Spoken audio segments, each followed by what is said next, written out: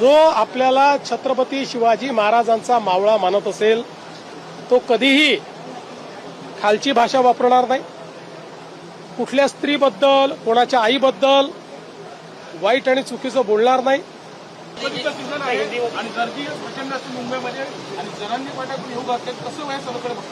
असं आहे की लोकशाहीमध्ये आंदोलन करण्याचा सगळ्यांना अधिकार आहे, त्यामुळे लोकशाही पद्धतीने कोणी आंदोलन करणार असेल तर सरकार कोणाला रोखणार नाही। मात्र त्याचवेळी हिंदूंचा सगळ्यात मोठा सण हा गणेशोत्सव आहे, त्यामुळे अशा प्रकारचा हा जो सण आहे या सणात कुठलं विघ्न येऊ नये अशा प्रकारची आमची अपेक्षा आहे।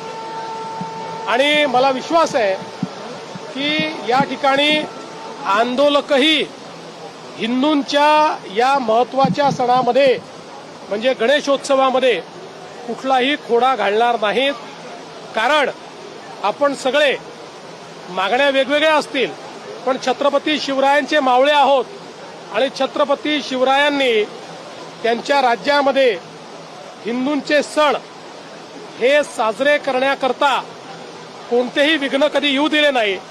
किंबहुना अनेक ठिकाणी जिथे विघ्न आलीत किंवा परकीय आक्रमकांनी आणलीत त्या ठिकाणी त्यांचा निपात करण्याचं काम हे त्यांनी केलेलं आहे। बाकी ज्याला आंदोलन करायचं त्यांनी लोकशाही मार्गाने करावं। एकनाथ शिंदेना तुम्ही काम करू देत नाही, शिंदे साहेब नाही म्हणाले ना, असं संपला विषय।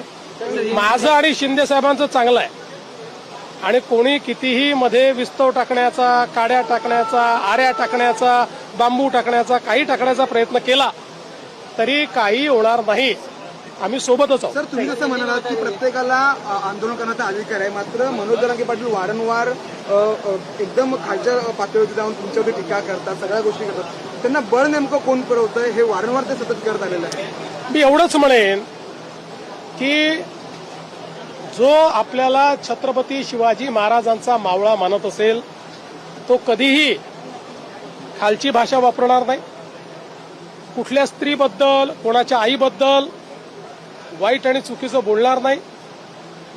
आणि खरं तर त्या संदर्भात मी प्रतिक्रिया द्यावी हे मला योग्यही वाटत नाही। प्रत्येकाचं बोलणं त्यांना लखलाभ।